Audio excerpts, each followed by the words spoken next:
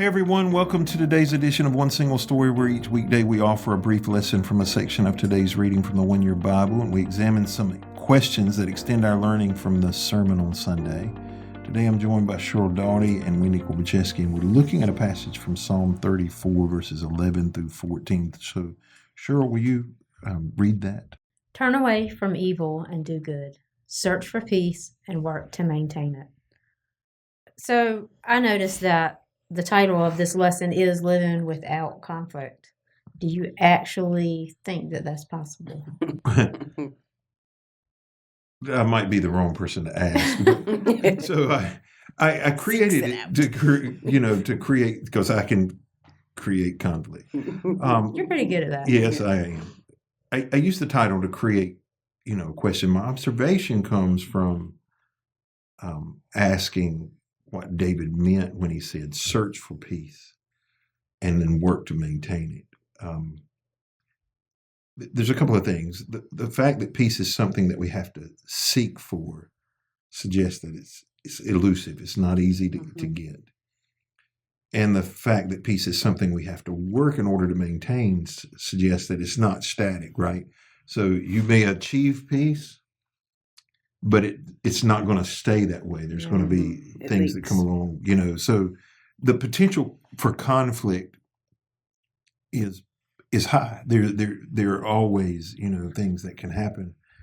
But I think the real insight that we have to focus on here is the peace David is talking about, right? Is he talking about peace between the individual and God? Is he talking about peace between the individual and others? Is he talking about this personal condition of peace? Which one is it? Right. So there's a couple of things about Psalm 34, I think, that are important for us to note. The heading here, so if you're reading, not every Bible lists the headings the same, but most of them do. The heading states that the psalm originated out of a time when David pretended like he was insane. So he's trying to escape King Abimelech. Mm-hmm. And so the theme of the psalm begins by focusing on how God delivered him from this dangerous situation. But in verse 11, he switches from explanation to instruction. And he's teaching other people. That's what it seems to be, out of his own personal experience. So he teaches that God is the one from who we should seek help. We shouldn't be turning to idols, right? He presupposes that the attitude is not instinctive. It's not easy, because we're always, every single one of us are tempted to try to control our own destiny. We think we're in charge of how this is going to end up. And in verse 12, he invites us to ask ourselves the following question. He says, what do I really want? So do I want to live a life that is long and prosperous? Like, that's a rhetorical question, right? The obvious answer is yes. I do want to live a long and prosperous life. So when he gets to verse 13 and 14, and verse 14 is the one you read, Sheryl, he has set up all three perspectives that apply in this context. First, seek peace with God and work to maintain it, right? There will always be a conflict between your will and God's will. Mm-hmm. And between your behavior, God's desire for your behavior. And true peace only comes through accepting Jesus Christ as Lord and Savior, his sacrifice.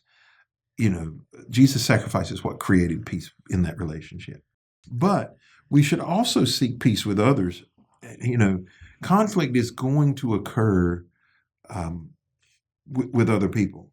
And we have to work to live at peace with one another. And we're instructed that in the New Testament, work to live at peace. Yep. And then lastly, we have to desire to live in a condition of peace. This perspective, in my opinion, is a result of the first two, right? You have a peace with God, you have peace with others, so you're able to live at peace. Living in true peace is having peace with God and having peace with others. So what do you do when you're living at peace with God or trying to live at peace with God, but it creates conflict with others who don't desire to live in peace with God? How do you deal with that? I think it puts you in a situation of having to choose which of those two things is the most important. Because, those around you that are close enough to you, be it that are going to be affected by those actions that you're taking to live in peace with God should also, I was talking about the context of discernment a couple of days ago and character. They should also be able to know you well enough to know what your motives and your beliefs and your intentions are. And I think that they'll respect that. I think first and foremost, you have to protect your own peace first. Because if your peace isn't preserved, I don't think you can make any attempts to maintain peace with somebody else at all if your peace isn't right first. So I think that's got to be a priority first. And then immediately I was drawn to that Romans scripture that you alluded to. If it's at all possible, as much as it depends on you, you live at peace with everyone. And so maintaining your faith, demonstrating love and respect, you try, with open communication, you try to do what you can to make, keep the peace. That comes really natural for me. I'm going to try whatever angle I can without compromise to find a place where we can have peace. But at the end of the day, faith comes before.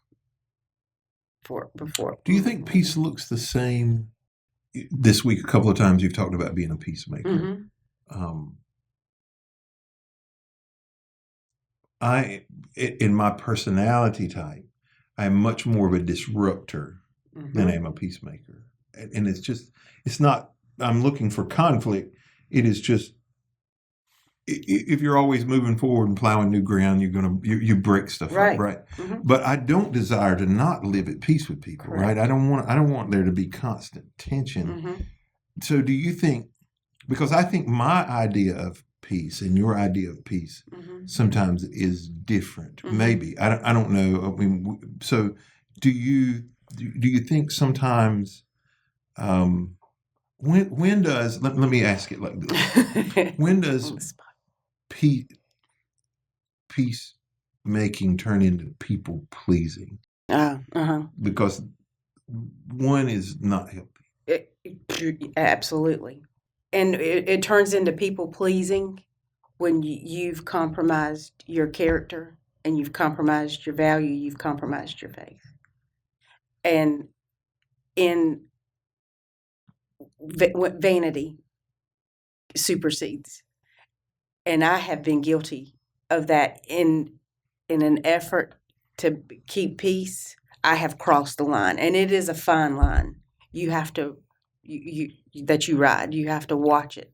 When you are driven by peacemaking, you gotta watch it. When that's not your top priority for you, it's not such a slippery slope. But that's the line. The irony in that is that if you are people pleasing, it is 100% going to keep you from being at peace. Right. Every time. I would agree with that. Right. The opposite is true. So if I don't know that I'm you and I are at opposite ends of lots of spectrums, but I as a disruptor, I think you also can never have peace if your goal is to keep people uneasy, right? If your goal is to always be creating turmoil. So let me see if I can say it like this. I want progress, but I don't want turmoil, right? Now, I think there have been some times in my life where I think chaos would have been, let's have chaos just for the sake of having chaos. Right. Now, I'm not to the point. I think I've matured to the point in my life. I don't want chaos just for the sake of chaos, because I can't have peace. I've never been labeled a people pleaser. I don't think nobody would ever tag me with that. But I can't have personal peace either if the opposite is also true, where I'm just trying to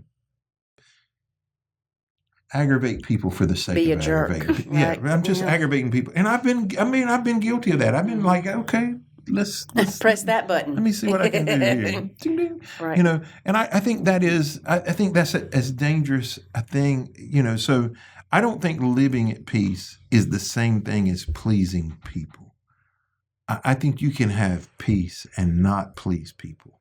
When you're making sacrifices in order to seek somebody's approval, you've crossed the line. I mean, that's a divider. I mean, your approval needs to come from God, and when you're seeking somebody's approval and you sacrifice something to get somebody's approval, it's dangerous territory. Mm-hmm. Yeah, I do think that let's try to get somebody's approval is, you know, I don't know. I was trying to think of a good example.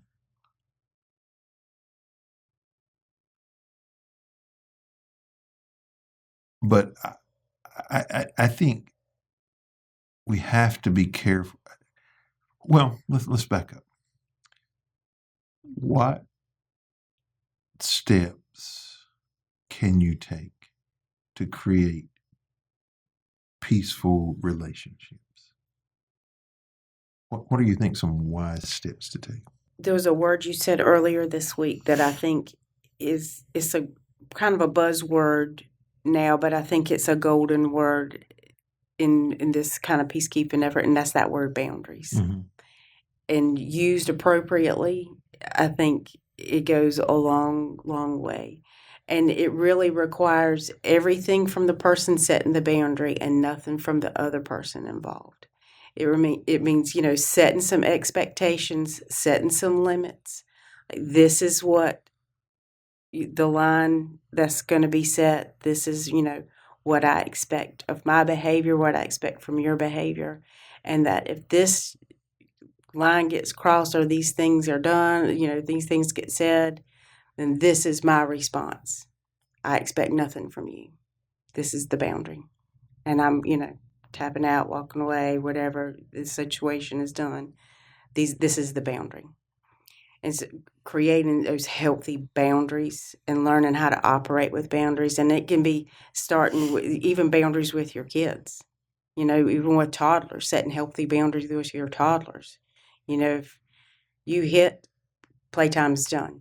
You know, not this whole drawn out conversation about why did you hit? You know, we don't hit, playtime's over. That's the boundary. And doing something different for a while, because that's what toddlers would respond to is, you know, that inactivity. Just healthy boundaries. Start, you know, setting boundaries.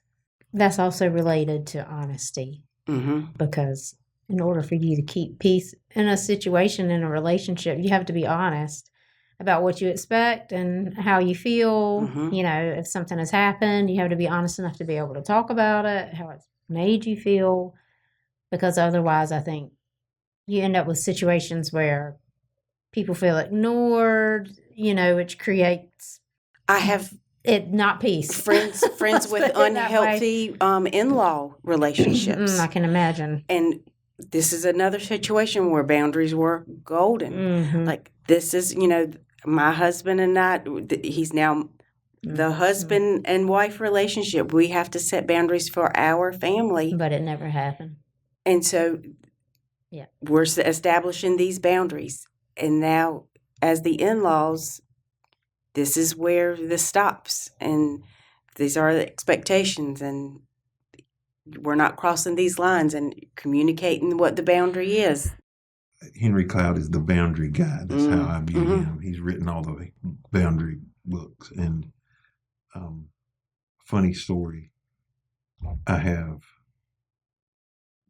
We played golf together. We were. It was like 12 name dropper. Well, I didn't play. I didn't play in his foursome. I wasn't that important. Kidding. But picking on you. This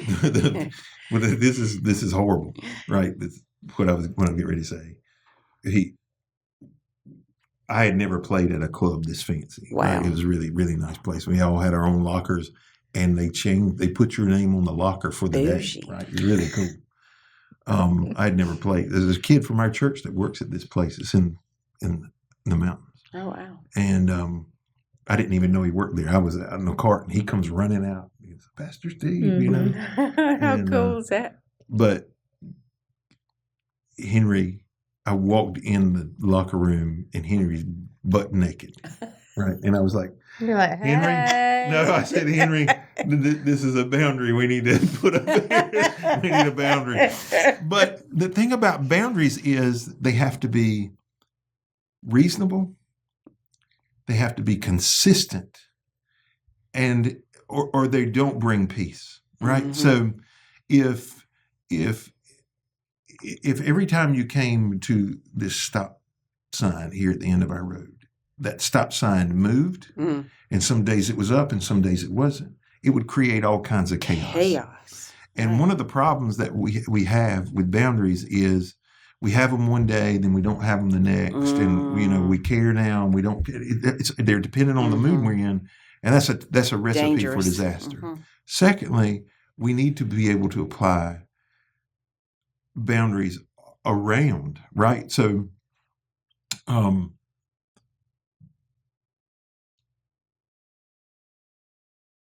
we're all friends here, right? But you two can't be my best friends, right? That's a boundary that can't. That's a no-no, right? That would be, as a matter of fact, before we started recording, I don't remember what we were talking about, but I think it was about me wearing a necktie.